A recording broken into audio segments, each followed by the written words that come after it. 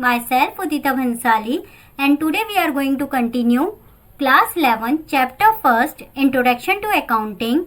And if you like my video, please like, subscribe and share with your friends and relatives. Thank you. So let's start. Functions of Accounting. एक रामू जी है, बहुत ही प्यारे और मस्त इंसान है। रात में ये सो रहे थे, सोते सोते देखा एक सपना, और सपना भी कोई ऐसा वैसा नहीं, एक बड़ी सी शॉप खोल ली इनने सोते सोते ही। अब इस शॉप को ये चला रहे थे और लास्ट में मंथ के एंड तक आते आते इनने खूब परचेज करी, खूब सेल्स करी, खूब एक्सपेंसेस करे और खूब इनकम करी। पर इनको लास्ट में यही नहीं पता चला कि इनके पास कितना पैसा आया और इनने कितना खर्च किया। अब ये हो गए कंफ्यूज। अब क्या करे बेचारे रामू जी? तो उनने सोचा क्यों ना मैं अपने ट्रांजेक्शन्स को रिकॉर्ड करना स्टार्ट कर दूं। तो अब रामू जी ने क्या करा, अपने बिजनेस के ट्रांजेक्शन को रिकॉर्ड करना स्टार्ट कर दिया। अब जो रिकॉर्ड है वो उनने किस फॉर्म में करा? बिल्कुल सिस्टमेटिक फॉर्म में करा, मतलब पूरे एक ऑर्डर के फॉर्म में किया कि मान लीजिए सारे जो एक्सपेंसेस थे वो सब एक तरफ लिख लिए और सारे इनकम एक तरफ लिख ली, ठीक है।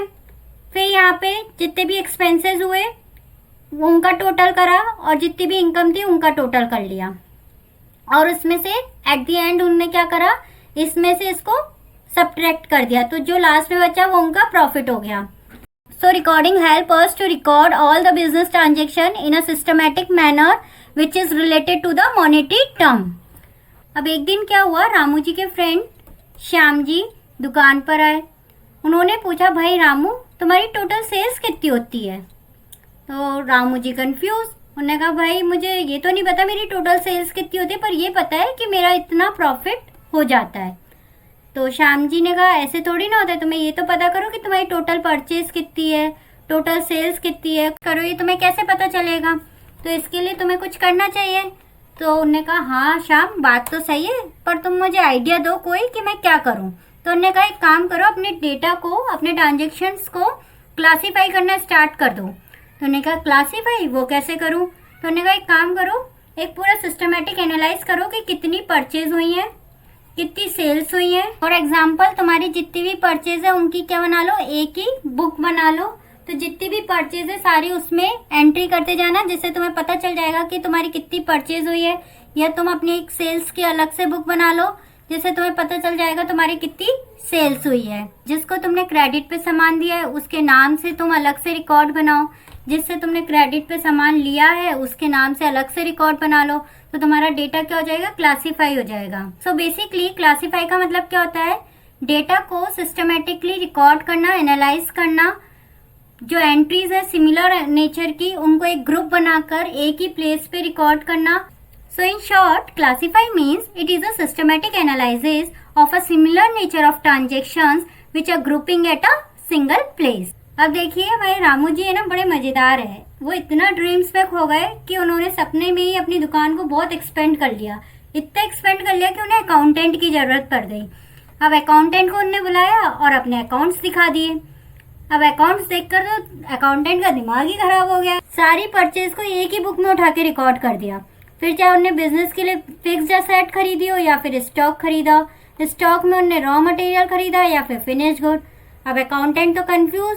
उसने कहा, रामू जी ऐसे नहीं होता, आपको डेटा को समराइजिंग करके रिकॉर्ड करना था। अब रामू जी बोले, भाई ये समराइजिंग क्या होता है, मेरे को तो नहीं पता।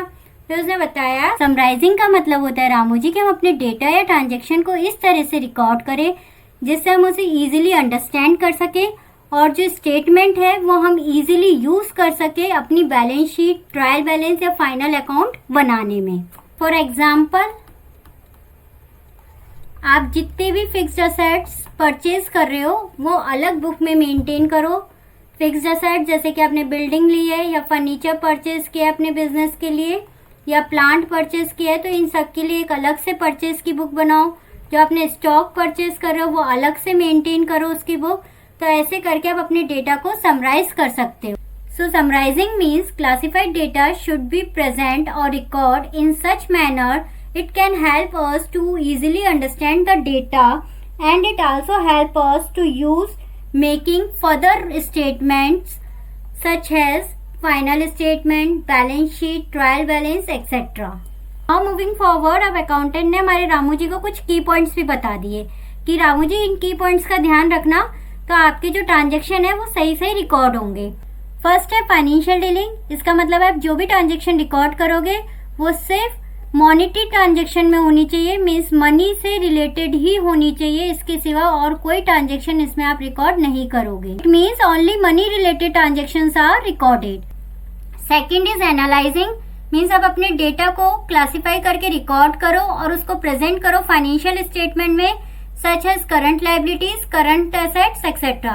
इंटरप्रेटिंग का मतलब होता है अकाउंटिंग आपकी हेल्प करती है कि उसका जो डेटा है उसकी क्या मीनिंग है या सिग्निफिकेंट है और वो आपके लिए कितना इम्पोर्टेंट है।